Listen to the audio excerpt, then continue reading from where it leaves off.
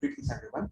My name is Nilan Sarkar and I'll be presenting our paper on what makes vomiters flood, a comprehensive review of projectile vomiting. So, first, objective. So, for the writing, the objective of our paper or this poster was to assimilate all the known literature on projectile vomiting to serve as a one-stop resource on everything you need to know on projectile vomiting. Coming to background, for the purpose of further discussion, I'll be defining projectile vomiting or PV as a sudden and a forceful expulsion of vomiters that is typically characterized by an absence of prodromal signs like nausea and retching. As a construct, it is very similar or very intertwined with simple vomiting. And the reasons are such. Point number one, PV is purely a subjective diagnosis. So you know it when you see it. There are no objective parameters differentiated from simple vomiting. Point number two, PV exists as a part of spectrum. On one end, we have simple vomiting with all of the prodromal signs. On the other, we have PV with none of the prodromal signs. But then there are many entities in between as well. Point number three, there are many etiologies that are common to both of them. This makes sharing between simple vomiting and projectile vomiting a very hard task. And that is very aptly represented in the literature search. Coming to methodology, for the purpose of writing this article and this poster, we did a comprehensive PubMed search and Google Scholar search. Google Scholar search was done because we realized that MESH doesn't even recognize the term projectile vomiting. So we suspected that we would miss many of the articles if we just stick to PubMed. So now coming to etiogenesis and pathology. So a background first. Vomiting or simple vomiting has two broad phases. Phase number one is retching and phase number two is expulsive phase. Retching is characterized by the typical retching sound and the characteristic facial position that a person who is about to vomit adopts.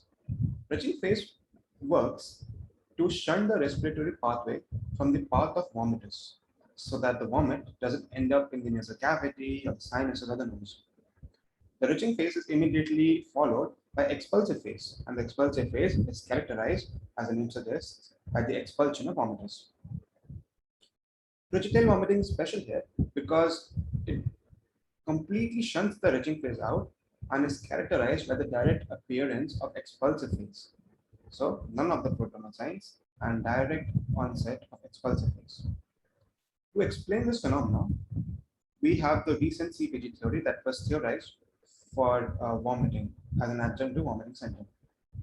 So according to the CPG theory, CPG stands for Central Pattern Generator Theory, the NTS, the nucleus of tractus solitarius, receives input from four different sites.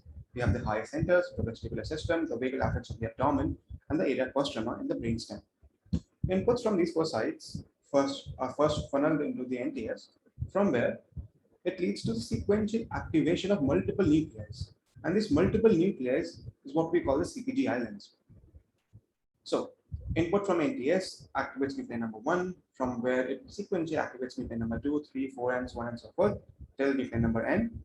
And the initial first nuclei lead to prodromal signs. The last few nuclei lead to vomiting, the motor coordination part of vomiting.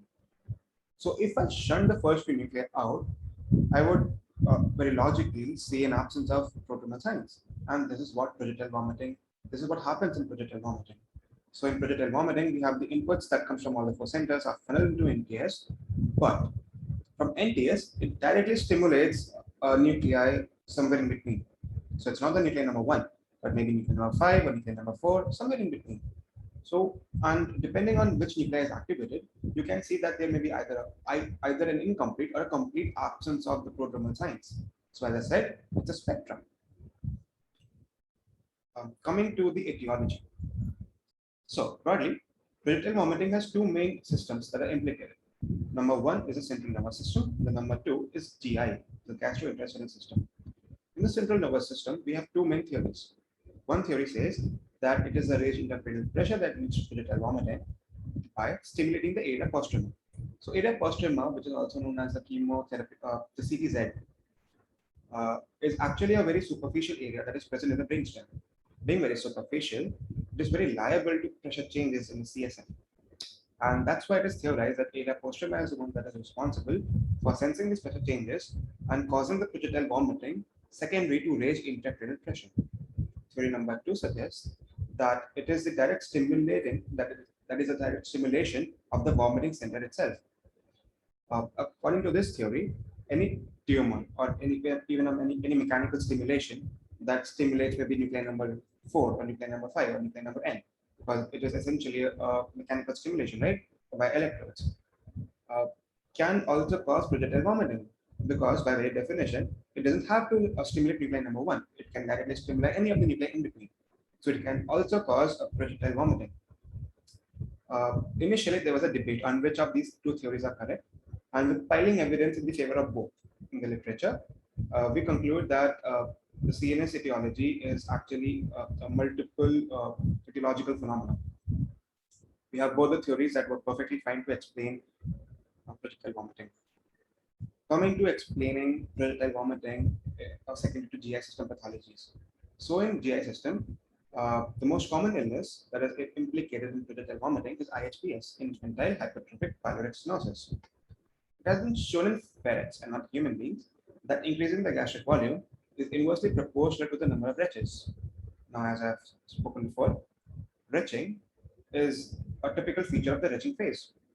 So if I say by increasing gastric volume, the number of retches decrease, I am indirectly saying that there is a shunting of the retching phase that's happening by increasing the gastric volume, which also means that increasing the gastric volume causes a transition from simple vomiting to projectile vomiting.